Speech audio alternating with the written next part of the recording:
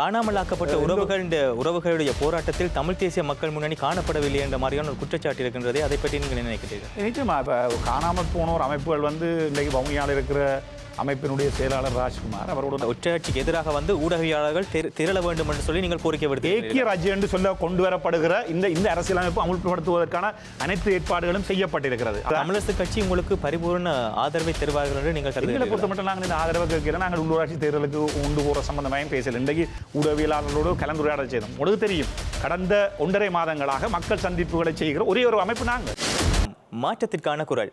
தேசிய மக்கள் சக்தி அரசாங்கம் ஆட்சியை கைப்பற்றுவதற்கு முன்னர் ஒரு வாக்குறுதியை மக்களிடம் அளித்திருந்தார்கள். தாங்கள் ஆட்சியை கைப்பற்றும் சந்தர்ப்பத்தில் பயங்கரவாத தடை சட்டத்தை இல்லாத ஒழிப்போம் என்று கூறியிருந்தார்கள். ஆனால் ஆட்சியை கைப்பற்றியதன் பின்பாடும் அவர்களது ஆட்சி காலத்தில் பயங்கரவாத சட்டத்தின் கீழ் பலர் கைது செய்யப்பட்டிருக்கின்றார்கள். அவ்வாறான ஒரு பயங்கரவாத தடை சட்டத்தின் கீழ் இப்போது விசாரணைக்கு உட்படுத்தப்பட்ட ஒரு நபர் தான் இப்போது எங்கள் முன் நேர்காணலுக்காக நாங்கள் அவரை அழைத்து வந்திருக்கின்றோம். அவர் வேறு யாருமல்ல, தமிழ் தேசிய மக்கள் முன்னணியின் கொள்கை பரப்பு செயலாளராக காணப்படுகின்ற காண்டிபன் அவர்கள். வணக்கம் காண்டிபன் அவர்களே. வணக்கம் ராம். வணக்கம் நேயர்களே. பயங்கரவாத தடை சட்டத்தின் கீழ் உங்கள் மீது ஒரு விசாரணை தொடுக்கப்பட்டிருக்கின்றது. அந்த விசாரணையை பற்றி கூற முடியுமா? நிச்சயமாக. பயங்கரவாத தடுப்பு சட்டத்துக்கு கூட பலர் விசாரிக்கப்படுகிறார்கள் எங்களுடைய அமைப்பிலே. உங்களுக்கு தெரியும், இந்த தேசிய மக்கள் சக்தி எனப்படுகிற இந்த அரசு ஜனாதிபதி தேர்தலிலே பங்கு பெற்றுகிற பொழுது ஒரு மக்கள் முன்னிலையிலே ஒரு தேர்தல் விஞ்ஞாபனத்தை முன்வைத்திருந்தார்கள். அந்த தேர்தல் விஞ்ஞாபனத்திலே பயங்கரவாத தடுப்பு சட்டத்தை நீக்குவதாகவும் அதற்கு சாதாரண சட்டம் ஒன்றை அதற்கு மாற்றீடாக கொண்டு வர வேண்டும் என்கின்ற இந்த சர்வதேசங்களுடைய தேவைப்பாட்டை அடிப்படையாக கொண்டு அந்த மாற்றத்தை செய்வதாக அவர்கள் சொல்லியிருந்தார்கள். ஆனால் உங்களுக்கு தெரியும், ஜேவிபி என்று சொல்லப்படுகிற இன்றைக்கு ஆட்சியில் இருக்கிற ஜனாதிபதி அந்த கட்சியினுடைய தலைவர் கடந்த காலங்களிலே ஸ்ரீலங்கா அரசுக்கு எதிராக சிங்கள மக்கள் மத்தியிலே கிளர்ந்து எழுந்த சமத்துவம் சமூக நீதி என்கின்ற அடிப்படையிலே இடதுசாரி போக்காக சொல்லப்படுகிற, நான் சொல்ல இல்லை, சொல்லப்படுகிற இந்த அமைப்பு நடத்திய அந்த ஆயுத போராட்டம் பயங்கரவாத அமைப்பாக தடை செய்யப்பட்டு அவர்களும் இந்த சட்டங்களுக்குள்ளே மிகவும் கொடூரமாக ஒடுக்கப்பட்ட ஒரு சூழலிலே இருந்து கொண்டு பார்க்கிற பொழுது நியாயமாக இந்த பயங்கரவாத தடுப்பு சட்டத்தை இவர்கள் நீக்குவார்களோ என்கின்ற ஒரு நீக்கி விடுவார்கள் என்ற ஒரு நம்பிக்கை மக்கள் மத்தியில் இருந்திருந்தாலும் கூட சிங்கள மக்கள் மத்தியில், குறிப்பாக வடகிழக்கு சேர்ந்த எங்களுடைய இந்த ஆயுத போராட்டம் என்பது ஒரு சுயநிர்ணய உரிமைக்கான ஒரு போராட்டமாக எங்களுடைய இந்த போராட்டத்தினுடைய அனைத்து கட்டங்களிலும் இடம்பெற்ற பேச்சுவார்த்தைகளின் போது, அது ஜே.ஆர். ஜெயவர்தன உடனான இந்திய இலங்கை உடன்படிக்கையின் போது ஆயினும் சரி, அதற்கு பிறகு பிரேமதாசாவினுடைய காலமாக இருக்கலாம், ஜனாதிபதியாக இருந்த சந்திரிகா குமாரதுங்க, மஹிந்த ராஜபக்ச, இவ்வாறு நாங்கள் பார்க்கிற பொழுது இவர்களுடைய இந்த காலப்பகுதிகளிலே இவர்கள் அவ்வப்போது விடுதலை புலிகளோடு இந்த போராட்ட இயக்கத்தோடு பேச முற்படுகிற அல்லது ஒப்பந்தங்களை செய்கிற பொழுது அதற்கு முற்றிலும் மாறான நிலைப்பாட்டை எடுத்து தமிழ் மக்களுடைய தேசிய சுயநிர்ணய உரிமைக்கு உரித்துடையவர்கள் அல்ல என்கின்ற ஒரு நிலைப்பாட்டை எடுத்து விடுதலை போராட்டத்தினுடைய நியாயப்பாடு அல்லாட்டி விடுதலை போராட்டத்தினுடைய உக்கிரத்தினுடைய அடிப்படையிலே பேச்சுவார்த்தை மேசைக்கு எடுத்து வரப்பட்ட ஸ்ரீலங்கா பௌத்த பேரினவாத அரசு இந்த பேச்சுவார்த்தையின் மூலமாகத்தான் இதனை தீர்க்கலாம் என்று இருந்த அனைத்து காலகட்டங்களிலும் இந்த பேச்சுவார்த்தையை சிங்கள பௌத்த பேரினவாதத்தினுடைய அடிப்படை சித்தாந்தத்திலிருந்து நிராகரித்த தரப்பு தான் இந்த என்பிபி அரசாங்கமாக முலாம் பூசி வந்திருக்கின்ற இந்த ஜேவிபி அரசாங்கம். அதாவது ஜேவிபி அரசாங்கம், தேசிய மக்கள் சக்தி அரசாங்கம் என்பது பயங்கரவாத சட்டத்தை நிவர்த்தி எடுக்க வேண்டும் என்று நினைக்கின்றார்கள், அதாவது இல்லாமல் ஆக்க வேண்டும் நினைக்கின்றார்கள் நினைக்கின்றீர்களா, அல்லது அவர்கள் அதை தொடர வேண்டும் என்று கருதுகின்றார்களா? நிச்சயமாக. இப்போ உங்களுக்கு தெரியும், வடகிழக்கில் இருக்கிற பிரச்சனை இன்னும் முடிஞ்ச ஒரு பிரச்சனையே அல்ல. அப்போ அவர்கள் இந்த இன்றைக்கு ஆட்சி மக்கள் ஆணையம் பெறப்பட்டதுக்கு பிறகு இந்த கட்டமைப்பே அங்கே இருக்கல, அது போலீஸ் திணைக்களத்துக்கு கீழே கவுண்டர் டெரரிசம் இன்வெஸ்டிகேஷன் யூனிட் என்ற ஒரு அழகை அவர்கள் வச்சுக்கொண்டு 2023ஆம் ஆண்டு செப்டம்பர் மாதம் 17ஆம் தேதி திலீபன் அண்ணாவினுடைய உண்ணாவிரதம் ஆரம்பிக்கப்பட்டு 3வது நாள் நாங்கள் பொத்துவிலே இருந்து அந்த வாகன ஊர்தி ஒன்றை கொண்டு வர வழிகிடுகிற பொழுது கடந்த 2 வருடங்களாக நாங்கள் செய்திருந்தோம். எந்த தடையும் இல்லாமல், இந்த தடயம் என்று சொன்னால் நாங்கள் ஒரு பொத்துவில்லை இருந்து அந்த ஊர்தியை நாங்கள் கொண்டு வருகிற பொழுது புலனாய்வாளர்கள் அல்லது இந்த என்னென்னு சொல்கிறது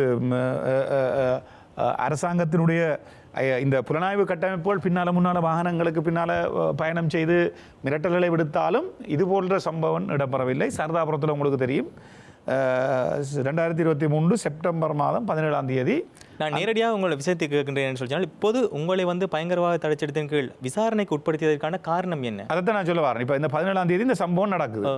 17 என்று சொன்னால் சரியா 16 மாதங்கள் கடந்து இருக்குது. இப்போ அப்போ நான் என்ன சொல்ல வருகிறேன் என்று சொன்னால், இன்றைக்கு இந்த பயங்கரவாத தடுப்பு சட்டத்துக்கு கீழே விசாரணை என்று சொல்லிக்கொண்டு இவர்கள் செய்ய முனைகிற விசாரணையில் வந்து வெறுமனே இந்த அகிம்சையினூடாக இந்த விடுதலை போராட்டத்தினுடைய கொள்கைகளை தாங்கி நின்று அந்த போராட்டத்தை நாங்கள் காவிச் செல்வதனை மக்கள் மத்தியிலே அதனை மீண்டும் கொண்டு செல்கிற இந்த கருத்தியலை அவர்கள் மறக்க விரும்புகிறார்கள். அது எந்த அடிப்படையில் செய்ய விரும்பினோம்டா, அன்றைக்கு நடந்த இன்சிடென்ட் உங்களுக்கு தெரியும். சரதாபுரம் என்று சொல்லப்படுகிற அந்த பகுதியில் அந்த பிரதான சாலை, கொழும்பு திருவோணமலை பிரதான சாலையை மறைச்சு மரக்குத்திகளை கொண்டாந்து போட்டு எங்களுக்கு தம்பரகாமத்தில் நாங்கள் அங்கே தங்கி மதிய உணவு விஷயங்கள் எல்லாத்தையும் எங்களோட தொண்டர்களுக்கு கொடுத்து வேலையை முடிச்சு கொடுத்து நாங்கள் வழி கிடைக்கல. அந்த அரச புலனாய்வு கட்டமைப்பு மோட்டார் சைக்கிளில் அங்கேயும் இங்கேயும் தெரிஞ்சது. எங்களுக்கு அந்த ஆவணங்கள் அனைத்தும் இருக்குது. அவர்களுடைய படங்கள் இலக்கங்கள் எதிராக நாங்கள் அந்த தாக்குதல் நடந்த பொழுது அங்கே கொடுத்த எங்களுடைய வாக்குமூலங்களையும் கொடுத்துருக்கிறோம். ஆகவே இந்த இராணுவ போலீஸார் வந்து நாங்கள் அங்கே வெளிக்கிட்ட உடனே தகவலை கொடுக்கணும். தகவலை கொடுத்தா சரதாபுரத்தில் வச்சு போலீஸ் உத்தியோகத்தர்கள் இப்போ தகவலை கொடுத்து என்ன செய்திருக்கணும், இந்த வாகனம் போகிறதுக்கு இடத்த போலீஸை பாதுகாப்பு போட்டு அப்படின்னா ஒரு நீதியை பாதுகாக்கிற ஒரு அமைப்பாக இருந்தால் இது போகிறதுக்கான வழியை பார்க்கணும். இது நாங்கள் வாரத்துக்கு இந்த புறப்பட்டு வந்து கொண்டிருக்கின்ற தகவலை கொடுத்து அங்கே போலீஸார் 2 கடவையில் இருக்கிற பொழுது இவர்களுக்கு முன்னால் அங்கே அந்த போலீஸாருக்கு இன்றைக்கு தெரியும் நவீன தொடர்பாடலில் 2 பேர் இருந்தாலும் தொலைபேசியில் அழைச்சி எடுத்திருக்கலாம் போலீஸார்.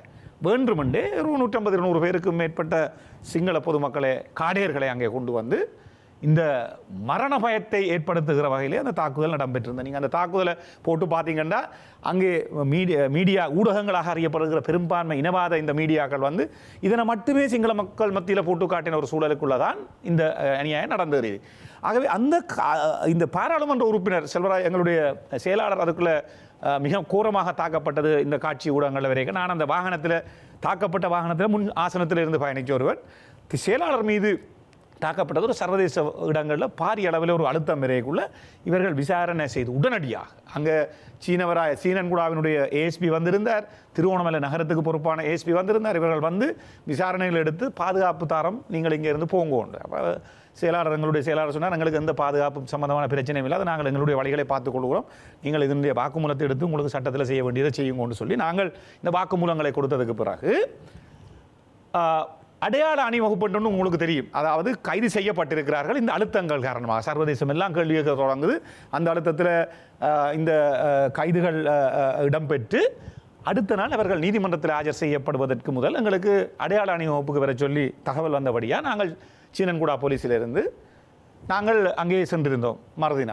மறுதினம் அவர்கள் அந்த குச்சவெளிக்கு போயிட்டாராம் அந்த ஓஐசி. அப்போ அன்றைக்கு செய்ய முடியாமல் போக நாங்கள் திரும்ப ஒரு திகதி அறிவியுங்கள் என்று சொல்லி போட்டு நாங்கள் திரும்ப வந்ததுக்கு பிறகு மறுதினம் காலையிலிருந்து மாறி மாறி நகல் தற்பத்திரங்கள் நீதிமன்றத்திலே தாக்கல் செய்யப்பட்டு போலீஸாரே ஒரு விண்ணப்பத்தை செய்து அறிகிறோம்.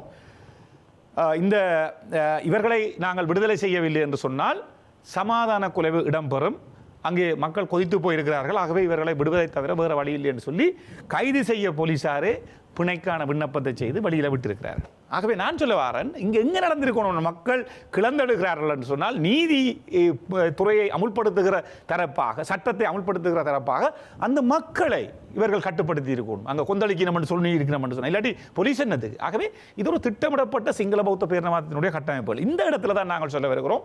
இந்த கைது அல்லது இந்த விசாரணை என்று சொல்ல வருகிற விஷயம் இது ஒரு விசாரணை தான் எனக்கு அழைக்கப்பட்டிருந்தது. எனக்கு 21ஆம் தேதி வரை சொல்லியிருந்தார்கள். எனக்கு 21ஆம் தேதி போக கிடைக்கல. அப்போ 23ஆம் தேதிக்கு நான் திகதியை மாற்றம் செய்து அங்கே போனால் அவர்களுடைய விசாரணை தான் முக்கியம். இதில் அவர்கள் கேட்க வருகிறார்கள். முதலாவது கேள்வியை வேண்டே அவர் ஒரு 6-7 கேள்வியை என்னுடைய வாக்குமூலத்தின் மூலமாக செட் பண்ணி வச்சு கொண்டு அவர் கேட்கிறார். விடுதலை புலிகள் தடை செய்யப்பட்ட இயக்கம் என்பது உங்களுக்கு தெரியுமா? அந்த தடை செய்யப்பட்ட இயக்கத்தினுடைய ஒரு உறுப்பினர் திலீபன் என்று உங்களுக்கு தெரியுமா? இதுதான் அவற்ற கேள்வி.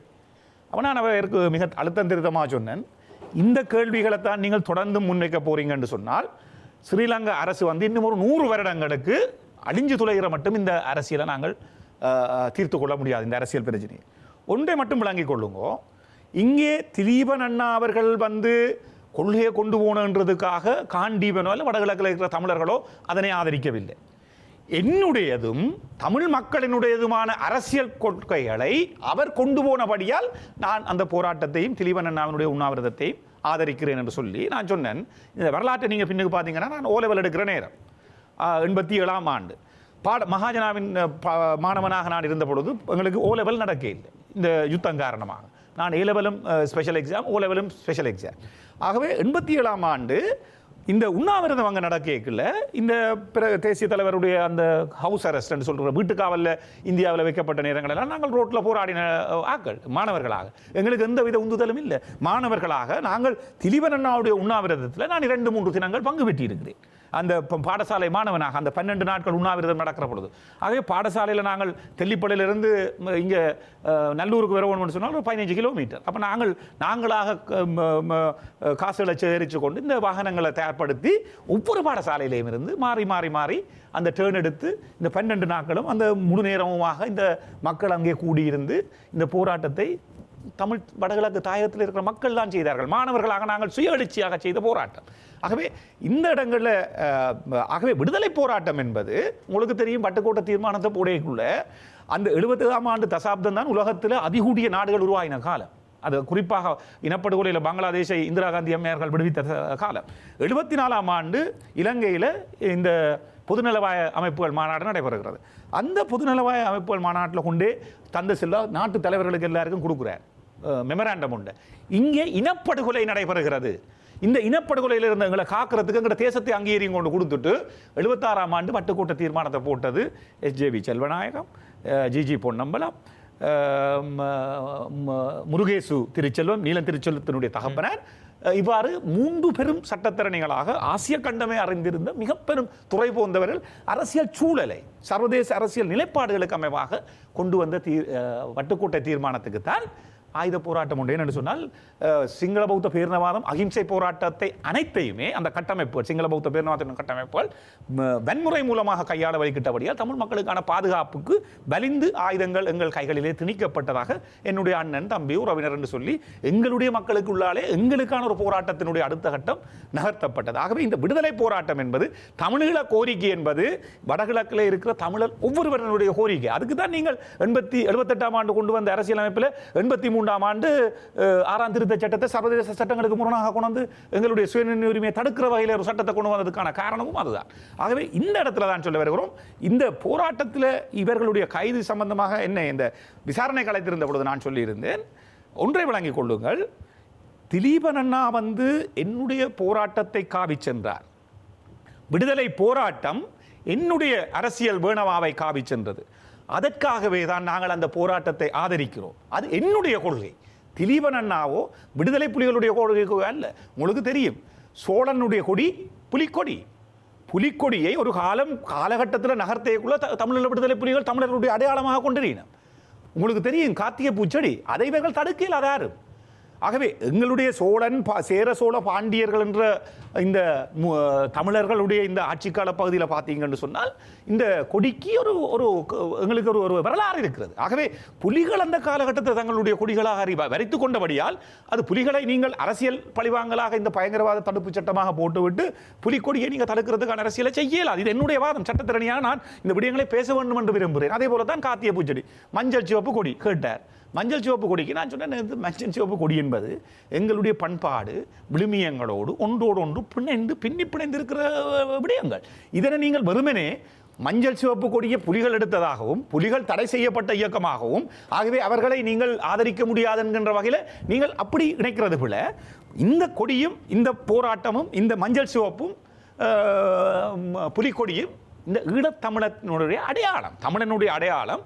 அதனை நாங்கள் இங்கே ஈழத்தமிழனுடைய அடையாளமாக நாங்கள் அதை முன்னகர்த்தி இருந்தோம். இந்த இடத்துல தான் மிக ஆழமாக ஒன்றை விளங்கி கொள்ளணும். நான் அவர்களுக்கு சொன்னேன். அப்போ அவர் சொன்னார், இதெல்லாம் எழுதலாமா? நான் எழுதுறதுக்கு தான் நீங்கள் சொல்கிறேன். இப்போ இந்த விடயங்கள் இவ்வாறு இந்த விடயங்களை எவருமே சமர்ப்பித்ததில்லை என்று சொன்னார். நான் சொன்னேன், எதிர்காலங்களில் இது சார்ந்த விசாரணைகள் வரலாம். என்னை பொறுத்த வரையில் விடுதலை புலிகள் அல்லாட்டி இந்த விடுதலை போராட்டம் அல்லாட்டி திலீபன் அண்ணா காவி சென்ற போராட்டம் பூபதி அம்மாண்ட நினைவு என்றால் இப்போ நடைபெற இருக்குது மார்ச் மாதம். உங்களிடம் கேட்கப்பட்ட கேள்விகள் என்ன? முதலாவதாக கேட்கப்பட்ட, நான் நினைக்கின்றேன், கொடியை பற்றிய ஒரு கேள்வி கேட்டிருக்கின்றார்கள். எதற்கு மஞ்சள் சிவப்பு கொடியை பயன்படுத்துகின்றீர்கள் ஒரு கேள்வி கேட்டிருக்கிறார்கள். மற்றது வந்து புலிக்கொடியை, அதாவது புலி சின்னத்தை வந்து எதற்கு பயன்படுத்துகின்றீர்கள்? புலி சின்னம் பற்றிய விஷயத்தை நான் இந்த இயல்பு ஊக்கமாக சொன்னேன். அவைக்கு விளங்கிக் கொள்ளணும். தடை செய்யப்பட்ட அவருடைய கேள்வி வந்து மிக முக்கியமான கேள்வி, நீங்கள் அதை பார்க்கணும். அதாவது விடுதலை புலிகள் தடை செய்யப்பட்ட அமைப்பு என்னட்ட ஆமோ இல்லையோன்ற ஒரு மறுமொழி கேட்கத்தானே உடனே அதுக்கு பேச இல்லை. அந்த ரெண்டு அடுத்த கேள்வியும் கேட்டால் விடுதலை புலிகள் தடை செய்யப்பட்ட அமைப்புன்றது உங்களுக்கு தெரியுமோ?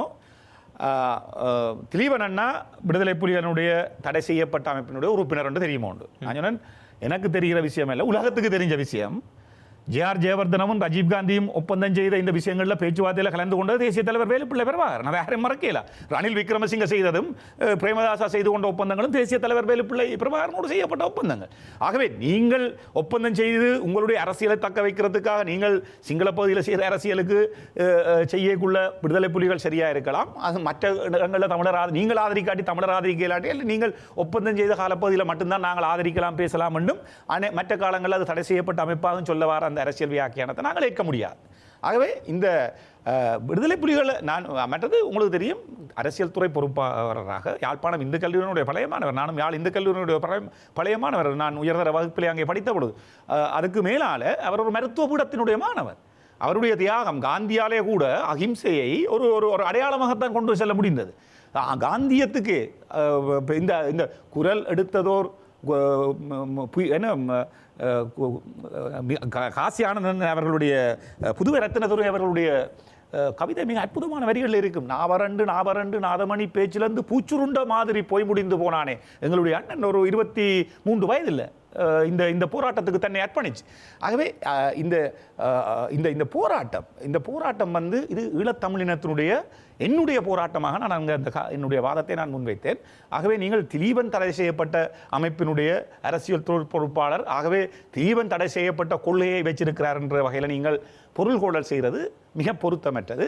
நீங்கள் இந்த பிரச்சனைக்கு நாங்கள் ஒரு சுமூகமான தீர்வை காண வேண்டும் என்று சிங்கள பௌத்தம் விரும்புது என்று சொன்னால் சிங்கள பகுதிகளை நீங்கள் கொண்டு போய் சேர்க்க வேண்டியவில்லை. நான் என்ன கொண்டு சொன்னேன், ஒரு பாட்டு சிங்களத்தில் இருக்குது திலீபன் அண்ணாவினுடைய இந்த போராட்டம் பற்றி. அதை மொழி தேவையில்லை, அதுக்கு நீங்கள் அந்த டியூனையும் அந்த பாடல் அந்த ஒலிக்கிற விதத்தையும் அமைப்பு விதத்தையும் பார்த்தீங்கன்னா கண்ணால் கண்ணீர் வரும். அதை நான் அவர்களுக்கு சொன்னேன். அந்த பாட்டை போட்டோருக்கா கேளுங்க. திலீபன் என்று அவருடைய அந்த உண்ணாவிரத்தினுடைய உச்சி, நாங்கள் ஒரு நேரம் சாப்பிடலாம் இருக்கிற இடத்துல 12 நாட்கள் நீர் ஆகாரம் இல்லாமல் ஒரு விடுதலைக்காக நிற்கிறான்னு சொன்னால் அவனுடைய வேட்கை எப்படி இருக்கணும், இதுகளை நீங்கள் உள்வாங்குங்க. அப்போ ஆயுதம் மௌனிக்கப்பட்டு ஆயுதங்கள் எல்லாம் கையளிக்கப்பட்ட நிலையில் ஒரு சமாதான காலத்தில் ஒரு அரசியல் கொள்கையை 5 அம்ச கோரிக்கை வைக்கிறார். சிங்கள குடியேற்றங்கள் நடக்கக்கூடாது, ஊர்காவப்படையில் இருந்த ஆயுதங்கள் எடுக்கணும், புதிய போலீஸ் நிலையங்கள் திறக்கப்படக்கூடாது, இவ்வாறு பல 5 அம்ச கோரிக்கையை வச்சு அவர் இந்த முன்னகர்த்துற போராட்டம். அது என்னுடைய கோரிக்கை. திலீபனுடைய விடுதலை போராட்டம் பிரதிநிதித்துவப்படுத்தி இருந்தது என்னுடைய மக்களை, வடகிழக்கில் இருக்கிற தாயகத்தில் இருக்கிற மக்களை. ஆகவே இந்த விடயங்களை நாங்கள் மிக அழுத்தம் திருத்தமாக சொன்னோம். ஆகவே அந்த வகையிலே தான் என்னுடைய அந்த விசாரணைக்கான என்னுடைய மறுமொழி பதில் அவ்வாறாக தான் இருந்தது. தேசிய மக்கள் சக்தி அரசாங்கம் தொடர்ச்சியாக தமிழ் தேசிய மக்கள் முன்னணியை கட்டம் கட்டுகின்றார்களா? ஏனென்று சொல்லி சொன்னால் ஆரம்பத்தில் கூட உங்களுடைய உறுப்பினர்கள், அதாவது வந்து தமிழ் தேசிய மக்கள் முன்னணியின் உறுப்பினர்கள் வந்து குற்றப்புலனாய்வு பிரிவின் விசாரணைக்கு உட்படுத்தப்பட்டிருக்கிறார்கள் நினைக்கின்றேன். ஃபேஸ்புக்கில், அதாவது முகநூலில் 11 இட்டதமிக்க. இதன் அடிப்படையில் கேட்கின்றேன், நீங்கள் அவ்வாறு உணர்கின்றீர்களா? தேசிய மக்கள் சக்தி அரசாங்கம் வந்து உங்களை வந்து ஒரு திட்டமிட்ட ரீதியில் வந்து ஒடுக்க முயற்சிக்கின்றார்கள். எங்களுக்கு அதுக்கு பிறகு இப்போ தையட்டி போராட்டத்தை பார்த்தீங்கன்னா செயலாளர் 8 பேருக்கு வழக்கு, நீதிமன்ற அவமதிப்பு வழக்குன்ற வகையில் பலாலி ஓஐசி அதை வேண்டுமென்றே கொண்டு வரார். பலாலி ஓஐசி வந்து அந்த வழக்கில் சம்பந்தப்படக்கூடாது என்று சொல்லி ஏஎஸ்பிக்கு ஒரு விசாரணைக்கு உட்படுத்தப்பட்ட இடத்துல அந்த பலாலி ஓஐசி வந்து அங்கே ஒரு மிருகத்தனமாக மக்களை வழிநடத்துகிற வகையில் இந்த போராட்டத்தை மிக மோசமாக அடக்கிற ஒரு வகையில் அவர் இருக்கிறார். ஏன்னா நீதிமன்றத்தின் கட்டளை எங்களுக்கு தெரியும், சட்டத்திறனிகளாக அல்லாட்டி சட்டத்தை மதிக்கிறவர்களாக இந்த கட்டமைப்பில் இருக்குது. சட்டம் சரியோ அப்படியே ஒன்று வேறு, சட்டம் ஒன்று வந்துட்டால் அந்த சட்டத்தை மதிக்கணும் என்று அதுக்கு அமைவாக இன்றைக்கு நாங்கள் இந்த போராட்டமும் இப்போ 2 வருடங்களை அண்மித்துக் கொண்டிருக்கிறது. ஏப்ரல் மாதம் வந்துட்டால் 2 வருஷம். ஆகவே இந்த போராட்டத்தில் அவர் கொண்டு வந்து ஒரு வழக்கை போட்டிருக்கார். மற்றது நீங்கள் பார்த்தீங்கன்னா இந்த மாவீரர் தினங்கள் இந்த விடயங்களில் வந்து இந்த அரசு வந்து தமிழ் தேசிய மக்கள் முன்னணியை குறிவைக்கிறது என்பது யாரும் அறிஞ்ச விஷயம். என்னென்னா எந்த ஒரு போராட்டமாக இருக்கு, அது வெடுக்குநாரியா, குருந்தூர் மலையா, தையிட்டியா, காணாமலாக்கப்பட்ட உறவுகளுடைய போராட்டத்தில் தமிழ் தேசிய மக்கள் முன்னணி காணப்படவில்லை என்ற மாதிரியான ஒரு குற்றச்சாட்டு இருக்கின்றதே, அதை பற்றி நீங்கள் என்ன நினைக்கின்றீர்கள்? நிச்சயமா இப்போ காணாமல் போனோர் அமைப்புகள் வந்து இன்றைக்கு வவுனியாவில் இருக்கிற அமைப்பினுடைய செயலாளர் ராஜ்குமார், அவரோடு நாங்கள் மிக நெருக்கமாக அனைத்து அவருடைய விடயங்களையும் எங்களுக்கு அழைப்பு இருக்கிறது, நாங்கள் போய் பங்கு பெற்றுக்கிறோம். இந்த 8 மாவட்டங்களில் ஒரு துரதிர்ஷ்டம் என்னென்று சொன்னால் அவர்களுடைய வலிகள் வேதனைகள் எல்லாம் நாங்கள் சும்மா வார்த்தைகளில் வர்ணிக்கிறாங்க. தாய்மார் ஒரு குழந்தைய கருவிலை தாங்கி சுமந்து இன்றைக்கு பெண்கள் தான் போராடுகிறார்கள். அப்போ அந்த அந்த அமைப்பு வந்து இன்றைக்கு துண்டாடப்பட்டிருக்கு 8 மாவட்டங்களில். இன்றைக்கு சுதந்திர தினம் 4ஆம் தேதி கிளிநொச்சியில் ஒரு பாரிய போராட்டத்தை அவர்கள்லாம் தயார்படுத்துகிறார்கள். அதே போல மட்டக்களப்பிலையும் ஒரு பாரிய போராட்டத்தை அந்த 8ஆக வந்து காணாமலாக்கப்பட்ட உறவுகளது அமைப்புகள் துண்டாடப்பட்டிருக்குன்னு சொல்றீங்களே, அந்த 8 அமைப்புகளையும் ஒன்றிணைந்து போராடுவதற்கான அந்த படம் விட்டால் நான் அந்த கருத்தெல்லாம் உங்களுக்கு வரும். ஏனென்றா நாங்கள் மன்னாரில் உங்களுக்கு தெரியும் சர்வதேச காணாமலாக்கப்பட்ட தினத்துக்கு எந்த ஒரு நபரும் இல்லை பாராளுமன்றத்தில் மக்களை பிரதிநிதித்துவப்படுத்தல். கஜேந்திரகுமார் அவர்கள் மன்னாருக்கு போனார். மன்னாரில் நடந்த போராட்டத்தில் நானும் அவரோடு சேர்ந்து அந்த போராட்டத்தில் கலந்திருந்தேன். ஆனால் துரதிர்ஷ்டவசமாக அரசியல்வாதிகள் இங்கே வரக்கூடாது என்ற வகையில் ஒரு கருத்து முன்வைக்கப்பட்டிருந்தது. ஆனால் நாங்கள் பக்குவமாக பண்பாக அதில் இருந்து அந்த போராட்டம் நடத்துகிற பொழுது நாங்கள் இருந்தோம். நீங்கள் இதை எந்த தகவலை வச்சு சொல்லிடுறீங்களோ தெரியல. அப்படி இந்த மற்ற சில இப்போ இந்த இதுக்குள்ள இருக்கிற அரசியலை தான் தயவு செய்து இந்த காணாமல் போன அமைப்புகளோட அரசியல் செய்வதை இந்த அரசியல்வாதிகள் நிறுத்தவும். அவர்களுடைய வலிகளையும் வேதனையும் இன்றைக்கு குழந்தைகளை இழந்து அவர்களுக்கு ஒரு உங்களுக்கு தெரியும் எங்களுடைய மத அனுஷ்டானங்களின் படி ஒரு இருக்கிறாரா இல்லையான்றது தெரிஞ்சதுக்கு பிறகான காரியங்கள் கணக்கு நடந்து முடிய வேண்டிய வேறு இருக்கிறாருன்னு சொன்னால் நீங்கள் கொண்டு தரவோனும் இல்லை என்று சொன்னால் சம்பந்தமான ஒரு விசாரணை இன்று வரை இந்த விசாரணைகள் நடைபெறவில்லை என்று சொன்னால் சிங்கள பௌத்த பேரினவாதத்தினுடைய கட்டமைப்பு இன்றைக்கு ஐநாவில் கொடுக்கப்பட்டிருக்கிற அந்த சாட்சியங்களை ஒன்று கூட்டுங்கன்ற விஷயங்களில் நடக்கிறதுக்கே முடியாமல் இருக்கு. இன்றைக்கு 2 வருஷம் முடிஞ்சு ஜேவிபியினுடைய வடிவேறு அமைச்சர் சொல்லியிருக்காரு நாங்கள் அதில் அந்த தீர்மானத்துக்கு உடன்பட இல்லை என்று. அவர் வந்தவுடன் அதாவது ஜனாதிபதியாக தெரிவு செய்யப்பட்டு 3 அமைச்சர்கள் நியமிக்கப்படக்கூடிய அரசாங்கத்தினுடைய நிலைப்பாடு அதுதான். ஆகவே இது சிங்கள பௌத்த பேரினவாதத்தினுடைய நிலைப்பாடு. இந்த இடத்துல தமிழ் தேசிய மக்கள் முன்னணி வந்து இலக்கு வைக்கப்படுவது உங்களுக்கு தெரியும். வெடுக்குநாரில் 8 பேர் கைது செய்தாங்க. அதில் கைது செய்யப்பட்டவர்கள் பெரும்பான்மையாக்கள் தமிழ் தேசிய மக்கள் முன்னணியுடைய தொண்டர்கள். சரிதானே? அப்போ இது தொடர்ந்து அப்போ நாங்கள் ஒரு அரசியலை தயார்படுத்த வேண்டும் என்று சொன்னால் மக்களை பாதுகாத்து கொண்டு எங்களுடைய இந்த தீவிர செயற்பாட்டாளர்கள் இந்த அரசியலை கொண்டு போகணும். அந்த இடத்துல தான் இந்த திலீபனுடைய விஷயம் கூட இப்போ அடுத்த வருஷம் நாங்கள் செய்கிறதா இல்லாட்டி இப்போ முள்ளிவாய்க்கால் தினங்கள் வருது, இதுக்கான ஒடுக்குமுறையை நாங்கள் தாண்டி நிற்க வேண்டும் என்று சொன்னால் இந்த வழி ஒவ்வொருத்தருக்கும் இருக்கணுமே.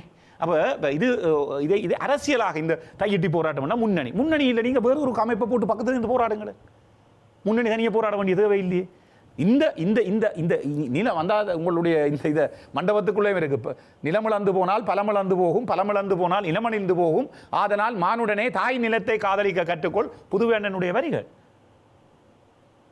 குரல் எடுத்ததோர் குயில் படுத்தது, குமுறி நின்றதோர் புயல் படுத்தது, தரமறுத்திடும் உரிமை பெற்றிட தன் வயிற்றிலே போர் கொடுத்தது அவருடைய வரிகள். இந்த வரிகளாலே தான் இந்த விடுதலை போராட்டத்தை அவர் இன்றைக்கு காணாமல் போனவருடைய பட்டியல் அவர் எங்கே எங்களுக்கு தெரியாது. இந்த வகையில் தான் இந்த சிங்கள பௌத்த பேரினவாதம் இதனை முதல் அடையாளப்படுத்தணும். வாக்கு சேரிக்கை வரைக்கும் இவர்கள் எல்லாம் சந்தித்து ஒரு அம்மாவினுடைய துன்பத்தை நாங்கள் விளங்கிக் கொள்ளுகிறோம், பார்த்து கொள்ளுகிறோம், அதனை நாங்கள் விசாரிக்கணும், அவைக்கு என்ன நடந்ததுன்றதை நாங்கள் சொல்லணும் என்று சொன்னால் நாங்கள் சொல்லுகிறோம் இந்த விசாரணைகள் எல்லாம் ஒரு சர்வதேச தரத்தில் நடைபெறணும் என்று. அது இந்த சிங்கள பௌத்த பேரினவாதம் இன்றைக்கு இந்த நடத்தி கொண்டு போகிற அரசியலை நாங்கள் பார்த்தோம் என்று சொன்னால் அது தென்பகுதியில் இந்த அதாவது சமூக கூட்டுறவு சங்கங்களுடைய தேர்தலில் படு மோசமாக தோற்று வருவதாக தகவல்கள் வெளியாகிறது. அனுராதபுரத்தில் நேற்று முன்தினம் நடந்த தேர்தலையும் படு மோசமாக தோற்றதாக என்னென்னு சொன்னால் அவர்கள் ஒரு வாய்ச்சவாடல் உங்களுக்கு தெரியும். அங்கேயும் ஒரு மாற்றம் வேணும், இங்கேயும் ஒரு மாற்றம் வேணும் என்று சொல்லி இங்கே தமிழ் தேசியத்துக்கு ஒரு பாடம் கற்பிக்கிறதாக அல்லாட்டி ஒரு மாற்றம் உண்மையிலே அங்கே அவங்க கொண்டு வர போகிறாங்க என்ற நம்பின வகையில் இங்கே ஒரு மாற்றமும் அங்கே ஊழலை ஒழிக்க வேணும் என்று சொல்லி கொண்டு வந்துட்டு இன்றைக்கு அந்த அரசியலெல்லாம் படுமோசமாக இன்றைக்கு ஒரு விமர்சனம் செய்யப்பட்டு கொண்டிருக்கிற வகையில் தான் அரசியலமைப்பு சார்ந்த ஒரு பிரச்சனை வருது. ஆகவே அந்த வகையில் தான் நாங்கள் ஒரு ஊடகவியலாளர்களோடு ஒரு கலந்துரையாடலை நாங்கள் மேற்கொண்டிருந்தோம்.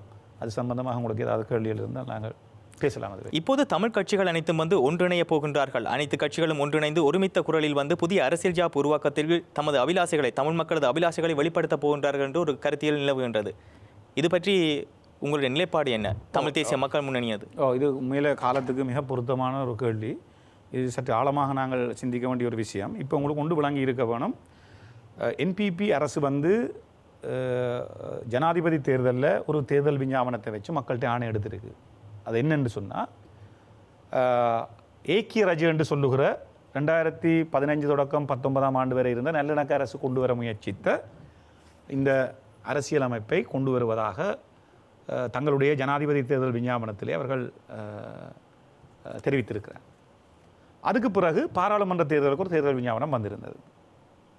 சுபீட்சமான வாழ்க்கை வளமான தேசமோ, வளமான வாழ்க்கையோ சுபீட்சமான தேசமோ என்று சொல்லி கொண்டு வந்த அந்த விஞ்ஞாபனம். இந்த தேர்வு திட்டம் வந்து இலங்கை வருகிறேன்.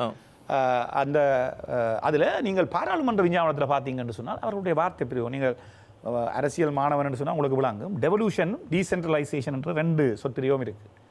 அது யூனிட்டரி என்று சொன்னால் அதிகாரம் பரவலாக்கப்படுவது, டீசென்ட்ரலைசேஷன். மத்தியில் இருக்கிறவர் சார்பாக அவருடைய அதிகாரம் அவர்கிட்ட இருக்கிறதுக்கு அவர் தனக்கு கடமையாற்றுவதை இலகுபடுத்துவதற்காக மாவட்டத்துக்கோ மாகாணத்துக்கோ ஒரு அதிகாரத்தை அவர் சார்பில் இவர் இங்கே சைன் பண்ணுவார். அப்போ அங்கே பவர் வந்து ஒற்றையாட்சி கட்டமைப்பில் இருக்கிற அந்த ஆட்சி பீடத்திட்ட இருக்குது. மற்றது டெவல்யூஷன்.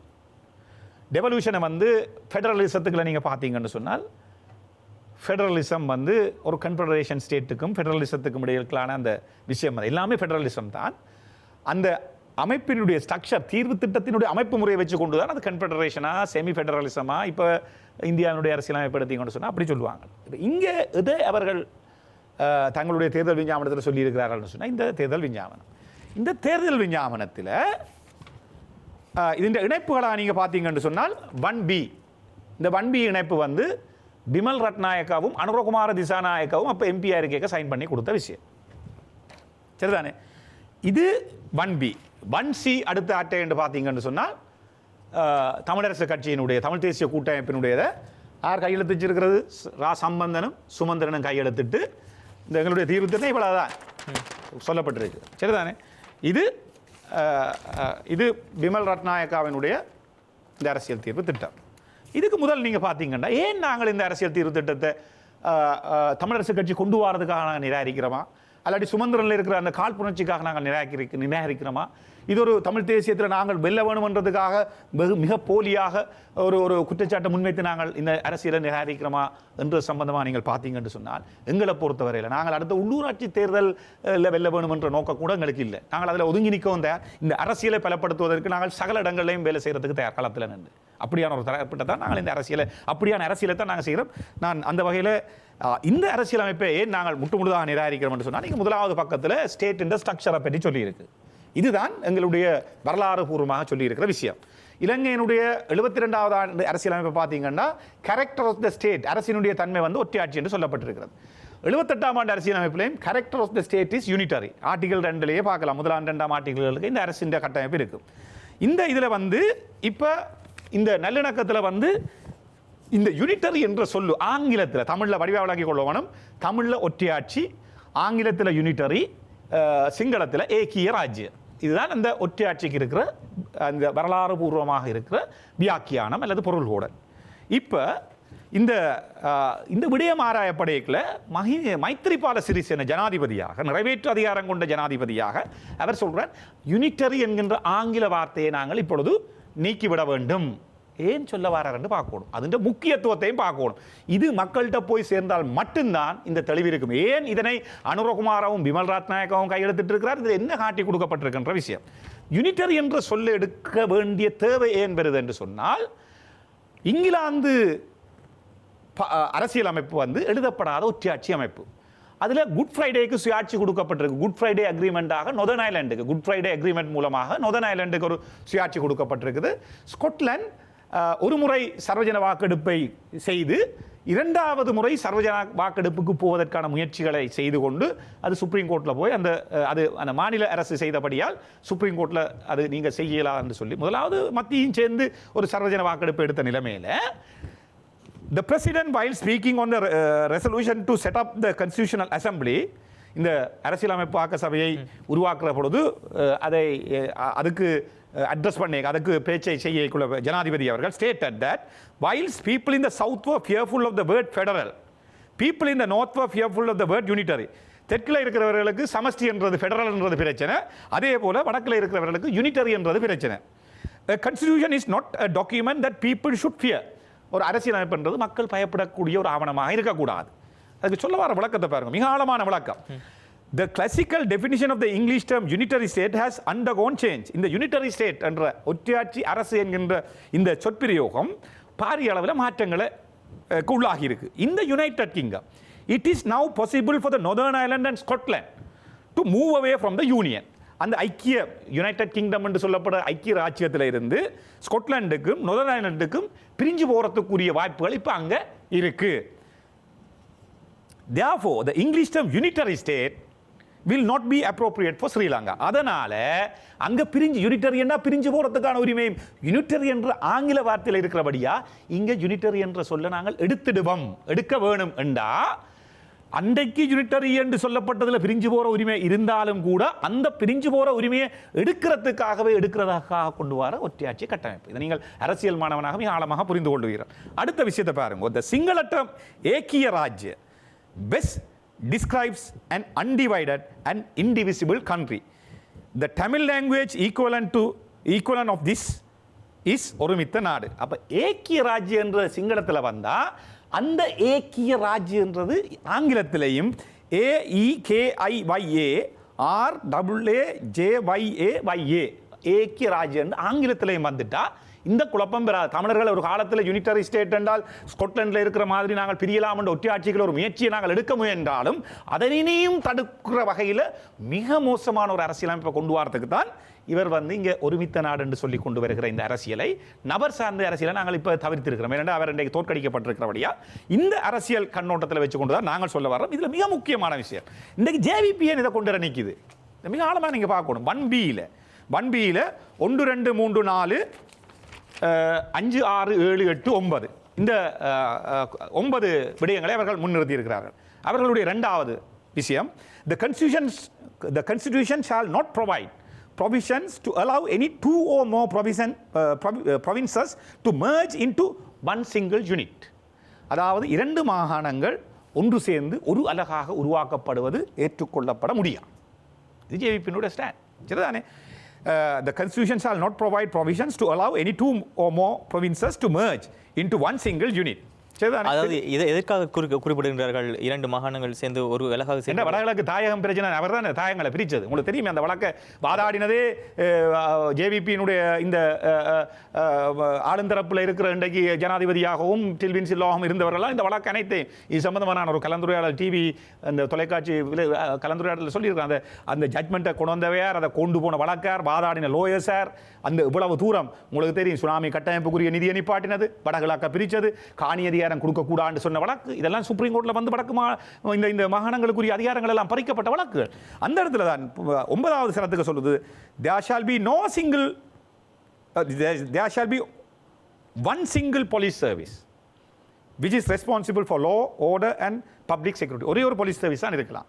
சரிதானே? 1Cயில் நாங்கள் ஃபேர்னஸ் டு தமிழ் டிஎன்ஏக்கு ஒரு என்னன்னு சொல்ற ஒரு நம்பிக்கையை கொடுக்குறேன்னு சொல்லுவோமே. அதாவது 13வது திருத்த சட்டத்தில் குறிப்பிட்ட மாதிரி போலீஸ் அதிகாரங்கள் தமிழ் மக்களுக்கு கொடுக்கப்பட மாட்டாது. அதைத்தான் JVP இதில் கொடுத்துருக்கு. அதை இணைச்சு கொண்டு தான் இந்த அரசியல் தீர்வு திட்டம் நான் அமுல்படுத்த போறேன் வாரார். அதுக்கு நாங்கள் பார்ப்போம். இப்போ தமிழரசு கட்சி ஒன்றை கொடுத்துருக்கு தான் இதில் அனெக்ஸ் பண்ணி. அப்போ தமிழரசு கட்சியின் ஸ்டாண்ட் என்னன்றதை பார்க்கறதுல நான் 3ஆவதுல சொல்லினேன் the northern and eastern provinces shall constitute one province or state. இது இவர்களுடைய நிலைப்பாடு. யாருடைய? தமிழரசு டிஎன்ஏனுடைய நிலைப்பாடு. டிஎன்ஏ 2 பேர் சைன் பண்ணியிருக்கணும். மற்றது Sri Lanka shall be a secular state. சரிதானே? மதச்சார்பற்ற ஒரு அரசு. ஆனால் உங்களுக்கு தெரியும் ஜனாதிபதியாக போட்டியிட்ட அனுரகுமார் திசாநாயக தென்பகுதியில் அனைத்து இடங்களிலையும் அவர் செய்த தேர்தல் பிரச்சாரத்தில் அவர் சொன்ன மிக முக்கியமான விஷயம், சிங்கள மக்கள் மத்தியில் நாங்கள் தலதா மாளிகைக்கு குண்டு வச்சு விடுவோம், அல்லாட்டி இந்த அரசியல் சாசனத்தை தூக்கி எறிஞ்சிடுவோம்ன்ற ஒரு பயம் இருக்குது. நீங்கள் எதுக்கும் பயப்பட தேவையில்லை. இந்த வசனங்கள் நீங்கள் பேச்சுகள் எடுத்து போடலாம். தமிழரசு கட்சியே சிங்கள அதாவது பௌத்தத்துக்கு முன்னுரிமை கொடுப்பதற்கும் பௌத்தத்தை போற்றி பாதுகாப்பது அரசினுடைய கடமை, அரசினுடைய ரெஸ்பான்சிபிலிட்டி என்ற அந்த பொறுப்பு என்பதையும் ஏற்றுக்கொண்டிருக்கிறதால நாங்கள் அதனை நீக்க வேண்டிய எந்த தேவையும் இல்லை என்று சொல்லியிருக்கிறார். நேற்று முன்தினம் நான் பார்த்தேன், பௌத்த கலாச்சாரத்தை பேணி பாதுகாப்பது மட்டுமே தான் இந்த நாட்டை முன்னேற்றத்துக்கு வழி என்று ஜனாதிபதி பேசியிருக்கிறார். ஜனாதிபதி பதவியேற்கும் போதும் அவர் பௌத்த பீடங்களுக்கு வளமையாக செல்வது நிச்சயமாக செய்திருந்தார். அப்ப இது ஒரு போலியான அரசினுடைய தோற்றப்பாடு. இதில் நான் மிக ஆழமாக பேசலாம். ரோண விஜயனுடைய புத்தகம் செல்ஃப் டிட்டர்மினேஷன்ன்றதுக்கு அவர் சொல்ல வர வியாக்கியானம் என்னென்னு சொன்னால் சிங்கள பிரதேசத்தை இந்த அதாவது ஸ்ரீலங்காவினுடைய ஆட்சி கட்டமைப்பு வந்து முதலாளித்துவ கட்டமைப்பில் இந்த சமூக வர்க்க வேறுபாடுகளில் உயர் வர்க்கத்தில் இருக்கிறவரோட கையில் சிக்கப்பட்டிருக்குது. ஆகவே இந்த சுயநிர்ணய உரிமை என்று சொல்லப்படுகிற எங்களுக்குள்ள சமூக நீதி சமத்துவம் வந்து எல்லா மக்களுக்கும் சிங்கள மக்களுக்கும் பகிரப்பட்டதாக இல்லை. ஆகவே இந்த சுயநிர்ணய உரிமை ஒரு கிளாஸ் ஆஃப் பீப்புளுக்குள்ள போய் சிக்கப்பட்டிருக்கிறது. இதுதான் அவருடைய வியாக்கியானம். இதே போல வடகிழக்கிலையும் சமூக நீதி சமத்துவம் பாலியல் வர்க்க வேறுபாடு அசமத்துவம் இந்த பாலியல் அசமத்துவம் என்ற வகையில் வடகிழக்கிலையும் வந்து இந்த ஆட்சி அதிகாரம் சாதி கட்டமைப்பில் உயர் சாதியிட்ட சிக்கப்பட்டிருக்கு, முதலாளித்துவ சாதிகள்கிட்ட சிக்கப்பட்டிருக்கு. அப்போ தென் பகுதிக்கும் வடபகுதிக்கும் இந்த சுயநிர்ணய உரிமை கோரிக்கையை முன்வைக்கிறவர்கள் வந்து கிளாஸ்களால் ஒன்றுபடினம். ஆகவே இது ஒரு கிளாஸ் ஸ்ட்ரகிள் தான். அங்கே உண்மையான பிரச்சனை இல்லை. உண்மையான பிரச்சனைக்கு நாங்கள் வழிபார்க்கிறோம் என்று சொன்னால் இந்த ரெண்டு தரப்பையும் அதாவது தமிழ் மக்களுடைய சுயநிர்ணய உரிமை என்ற போராட்டமே அல்ல என்கின்ற வகையில் ஜேவிபி 86ஆம் ஆண்டு பதிக்கப்பட்ட புத்தகத்தை தான் இவர்கள் பைபிளாக காவி கொண்டு திரிகிறார்கள். ஆகவே இது மிக வரலாற்றில் மிக தெளிவாக பதியப்பட்ட விஷயங்கள். அந்த இடத்துல தான் நாங்கள் சொல்ல வருகிறோம். இன்றைய தினம் நாங்கள் இந்த விஷயங்களை ஏன் இந்த கஜேந்திரகுமார் இதில் இவ்வளவு தூரம் தலைகரணமாக இருக்கணும்? ஒரு பெரிய அபாயத்துக்குள்ள இந்த சனம் போக போகுது. அதான் இருக்கிற பிரச்சனை. இன்றைக்கு உங்களுக்கு தெரியும் 19 பேர் வடகிழக்கில் இருக்கிற தமிழ் உறுப்பினர்கள் என்று சொன்னால் 8 பேர் ஜேவிபிட்ட இருக்கு. அப்போ 159 அந்த 8 பேரும் இருக்கணும். அப்போ 159 சிம்பிளாக இந்த ஏக்கிய ராஜ்ய கொண்டு வந்தது பாஸ் பண்ணிட்டு போகலாம். இதுக்கு வேலை செய்ய வந்தவில்லை. இது மக்களின் கலந்துரையாடலுக்கு போயிட்டு வந்துட்டு இதுண்ட சேர்மனாக இருந்த என்னென்னு சொல்கிறது public PRC public representative committee பொதுமக்கள் கருத்தறியும் ஆணைக்குழுவினுடைய சேர்மன் வந்து லால் விஜயநாயக்க ஒரு இடதுசாரியாக அறியப்பட்ட ஒருவர். அவர் இன்றைக்கு என்பிபி அரசாங்கத்தினுடைய இந்த பொலிட் பியூரோன்னு சொல்லப்படுகிற சென்ட்ரல் கமிட்டியின் ஒரு மெம்பர். சரிதானே? இந்த அரசியலை விளங்கி கொடுங்க ஆழமை. ஆகவே 2018-19 வாக்கில் என்பிபி உருவாக்கிக்கல இவர் என்பிபியினுடைய இன்றைக்கு சென்ட்ரல் கமிட்டி மெம்பராக இருக்கிற ஒருவர் கொண்டு வந்து இந்த மக்களுடைய கருத்தறிஞ்சு செய்து தான் இந்த என்னுடைய தகப்பனாரும் இங்கே நடந்த கூட்டத்தில் போய் ஒரு கடிதத்தை சமர்ப்பித்திருந்தார். ஆகவே இந்த ஆவணம் வந்து இன்றைக்கு மக்கள் மத்தியில் போய் வந்தபடியா 159 பாராளுமன்ற உறுப்பினர்கள் அங்கே இருக்கிறபடியா அவர்களுக்கு 3-2 போடலாம். ஆனால் ஒரே ஒரு விஷயத்தை நாங்கள் தக்க வைக்க முடியும் என்று கஜேந்திரகுமார் கருதித்தான் இந்த போராட்டத்துக்கு இந்த தயார்படுத்தலை செய்கிறார். அதாவது வடகிழக்கு எடுத்தால் வடகிழக்கில் 19 பேர் இருக்கிறோம்னா பெரும்பான்மை சிம்பிள் மெஜாரிட்டி வந்து 10. அப்போ 8 பேர் அவர்கிட்ட போனால் மற்ற இங்கே இன்னும் ஒருவர் தெரிவு செய்யப்பட்டிருக்கிறார். அவர் எங்கே நிற்பாருன்றே தெரியாது. அவர் எல்லா டிஷர்ட் எனக்கு பேர் சொல்ல விருப்பம் இல்லை. ஏன்னா அதுக்கு கூட தகுதி இருக்கான்றது ஒரு பிரச்சனை. சஜித் பிரேமதாஸ் அவனுடைய மேடையில் ஏறி போட்டு பேருந்து இவருடைய டிஷர்ட்டை போட்டுக்கொண்டு பேருந்து சங்குக்கு ஆதரித்து கொண்டு இப்படி பல தளங்களில் இருக்கிறவர்கள். அப்போ இந்த இருக்கிற ஒருவரை பற்றி நான் பேசுவதில் அர்த்தம் இல்லை. ஆகவே இந்த 10 பேரை நாங்கள் தயார்படுத்துகிறோம் என்று சொன்னால் 8 பேர் தமிழரசு கட்சியில் இருக்கணும். செல்வம் அடைக்கலனாலும் கஜேந்திரகுமாரும் சேர்ந்தால் 10 பேர். ஆகவே இந்த 10 பேர் இந்த அரசியலமைப்பை நாங்கள் நிராகரிக்கணும் என்று சொன்னால் அது தமிழரசு கட்சியாக கொண்டாந்த இந்த சிக்கலில் இன்றைக்கு இந்த அரசியலமைப்பை கொண்டு வந்த என்ற பிரச்சாரத்தில் மட்டுமே வச்சுத்தான் அந்த தோற்கடிக்கப்பட்டவர் ஊடக பேச்சாளர் இருந்த முன்னாள் தமிழ் கூட்டமைப்பினுடைய பாராளுமன்ற உறுப்பினர் தோற்கடிக்கப்பட்டிருக்கிறார். ஆகவே இது தோற்கடிக்கப்பட்ட வேண்டும். நேற்று முன்தினம் உங்களுக்கு தெரியும் பதில் தலைவரை சந்தித்த பொழுது அவரும் பத்திரிகையாளர் மாநாட்டிலே CVK சிவஞானம் அவர்கள் சொல்லியிருந்தார்கள், தாங்கள் அந்த ஏக்கிய ராஜ்யை முற்றாக நிராகரித்திருக்கிறோம். 20ஆம் ஆண்டு கொண்டு வரப்பட்ட ரமேஷ் டி சில்வாவில் கோட்டபாய ராஜபக்ச போட்ட இந்த அரசியலமைப்பை தான் நாங்கள் பேச விளைகிறோம் என்று. அப்போ நாங்கள் இப்போ என்ன சொல்ல வரோம் என்று சொன்னால் இப்போ இந்த 10 பேர் தான் அங்கே கொண்டு வர போகிறாங்க. மக்கள்கிட்ட போக வேண்டிய தேவையில்லை. திடீரென்று என்னடா உங்களுக்கு தெரியும் அவர் ஒரு பாரிய நெருக்குதலுக்கு இருக்கிறார். இந்த நிறைவேற்று அதிகாரம் கொண்ட ஜனாதிபதி முறையை மாற்ற என்று சொன்னால் கட்டாயம் அதை செய்யணும். ஏன்னா வேறு ஒன்றும் பொருளாதாரத்திலேயோ மற்ற எந்த விதத்திலையும் ஒன்றுமே செய்ய முடியாதபடியால் அவர் இந்த அரசியலமைப்பை மாற்ற வேண்டிய தேவையில் ஜனாதிபதிக்கு இருக்கிற அதிகாரங்களை குறைக்கிற வகையில் அந்த மாற்றத்தை கொண்டு வரைக்கும் இதுவும் சேர்ந்து அதுக்குள்ள போயிடும். ஏனென்றால் இது ஏற்கனவே நடைமுறையில் இருக்கிறது. மக்கள் தெளிவில்லை என்று சொன்னால் மக்கள் வடகிழக்கில் மாறி ஒரு முடிவு எடுக்கக்கூடாது. சர்வஜன வாக்கெடுப்பு கொண்டு போகணும் புது அரசியலமைப்பு என்று சொன்னால். அப்போ 2 விஷயம் இருக்கு. ஒன்று, இந்த 10 பேரும் சேர்ந்து நாங்கள் வடகிழக்கில் மக்களால் தெரிவு செய்யப்பட்ட பிரதிநிதிகளாக இந்த அரசியலமைப்பை அங்கே நாங்கள் ஒப்ஜெக்ட் பண்ண வேணும். அப்போ இன்றைக்கு எங்களுடைய தலைவர் கஜேந்திரகுமார் எடுத்த முயற்சியில் இன்றைக்கு இந்த ஏக்கிய ராஜ்ய முன்மொழிவை நிராகரிக்கிற முடிவில் ஆக குறைஞ்சது 10 பேர் இருக்கிற மாதிரியான ஒரு சூழல் இருக்குது. தமிழரசு கட்சி உங்களுக்கு பரிபூர்ண ஆதரவை தருவார்கள் என்று நீங்கள் எங்களை பொறுத்த மட்டும் நாங்கள் இந்த ஆதரவு கேட்கல. நாங்கள் உள்ளூராட்சி தேர்தலுக்கு கொண்டு போகிற சம்பந்தமாயும் பேசல. இன்றைக்கு ஊடகவியலாளர்களோடு கலந்துரையாடல் செய்தோம். உங்களுக்கு தெரியும், கடந்த 1.5 மாதங்களாக மக்கள் சந்திப்புகளை செய்கிற ஒரே ஒரு அமைப்பு நாங்கள். என்ன அந்த ஊடகவியலாளர் சந்திப்பில் என்ன கலந்துரையாடல்? அந்த விஷயம் தான். அதை மக்களோட சந்திக்கிற விஷயங்களை நாங்கள் இன்றைக்கு ஊடகவியலாளர் சந்திப்பில் தலைவர் சொன்ன மிக முக்கியமான விஷயம் என்று சொன்னால், நான் இன்றைக்கு இவ்வளவு நேரம் உங்களோட பேசிக் கொண்டிருந்த விஷயம்தான். ஒரு அரசியலமைப்பு மக்கள் கலந்துரையாடலுக்கு போகாமல் ஜேவிபி அரசாங்கம் சகல வழிகளிலேயும் மக்கள் மத்தியில் திரும்ப போக முடியாமல் இருக்கிறபடியால் ஒரு அரசியலமைப்பு மாற்றத்தை கொண்டு வருவது. இதுதான் ஒரு அரசியலை தீர்க்க தரிசனமாக சிந்திக்க ஒருத்தன் செய்கிற வேலை. அரசியலமைப்பு கொண்டு வர இருக்கிறார்கள். இது நிச்சயம் பெறப்போகுது. சரிதான். ஏற்கனவே மக்கள்கிட்ட கலந்துரையாடப்பட்ட ஒரு விஷயம், நாங்களும் தமிழரசு கட்சியாக ஏற்றுக்கொண்ட விஷயம் என்று இவர்கள் சொல்லுகிற விஷயம். ஆகவே இந்த நிராகரிப்பை நாங்கள் செய்ய வேண்டும் என்ற வகையில் அவருக்கு தெரியுது, இந்த அபாயம் தெரியுது. அவர் சொல்லுவார், இந்த அரசியலோட தான் ஓய்வெடுக்க போகிறோம். இந்த மக்கள் இந்த லொக்குக்குள்ளே போய் மாட்டுப்பட்டு அதுக்கு பிறகு நாங்கள் அரசியல் செய்யலாம். சுயநிர்ணய உரிமையை நாங்கள் ஒரு முறை தான் கேட்கலாம் சர்வதேசத்திட்ட. திரும்ப இப்போ வாக்களித்து போட்டு பேருந்து ஐயோ தெரியாமல் வாக்களித்து போட்டோம் இன்னொரு தாங்க கொண்டு கேட்குற விளையாட்டம் இல்லை. சுயநிர்ணய உரிமையை நீங்கள் திறந்தீங்களா? 72 நாங்கள் பங்கு பெற்றையில், 78 நாங்கள் பங்கு பெற்றையில் முதல் முறையாக மக்கள் இந்த அரசியலுக்குள்ள போய் மாண்டு விடுவார்கள் என்ற ஐயம் இருக்கிறபடியாக தான் அவர் இவ்வளவு சிரமங்களுக்கு மத்தியிலே இந்த அரசியலை செய்ய வேண்டும். தோற்ற மறுதினமே நாங்கள் இந்த அரசியலை முன்னெடுத்து இருக்கிறோம். இது தமிழ் தேசிய மக்கள் முன்னணி எடுக்கிற முயற்சியாக தயவு செய்து பார்க்காது. இது இனத்துக்கான அரசியலாக நீங்கள் பாருங்கள்.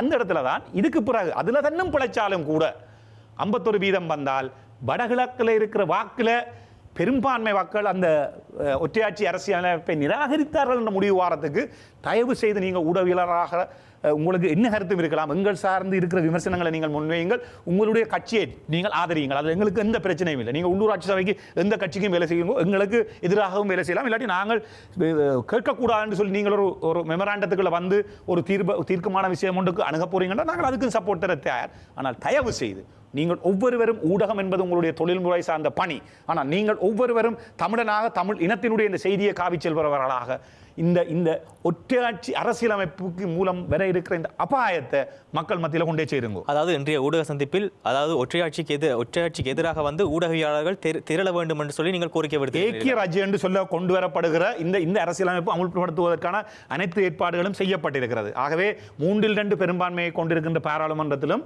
வெறுமனே சிங்கள பௌத்த பேரினவாதத்தினுடைய கைகளிலே 75% வாக்கு வங்கி இருக்கிறபடியா 51% கண்ணை மூடி கொண்டு எடுத்துட்டு போகலாம்.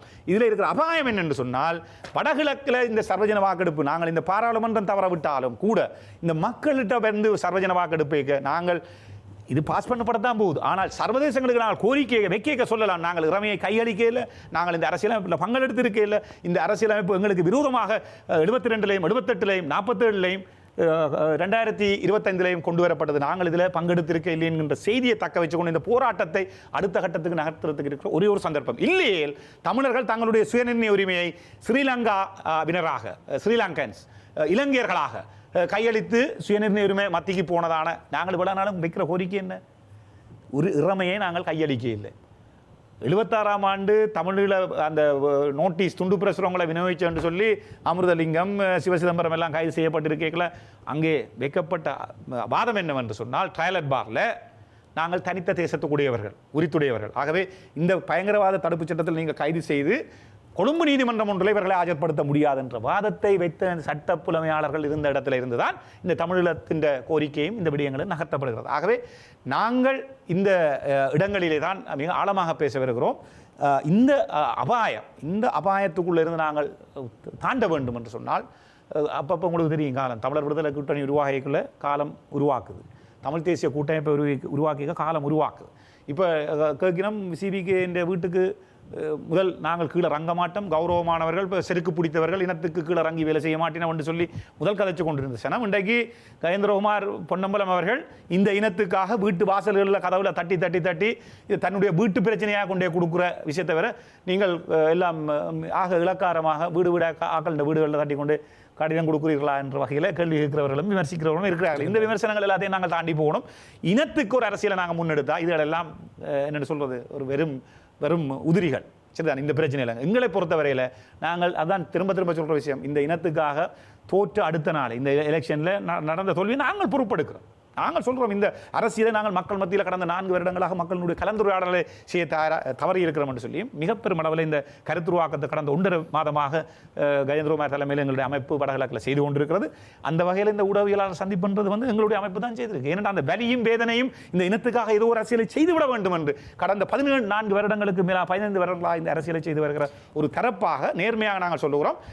பொது கட்டமைப்புகளாக யாராவது உருவாகி ஒரு நேர்மையான தரப்பட்ட இந்த அரசியல் சிக்கும் என்று சொன்னால் அந்த அரசியல் தரப்பை பலப்படுத்துவதற்கும் தயாரான ஒரு தரப்பாக தான் இந்த அரசியலை செய்கிறோம்.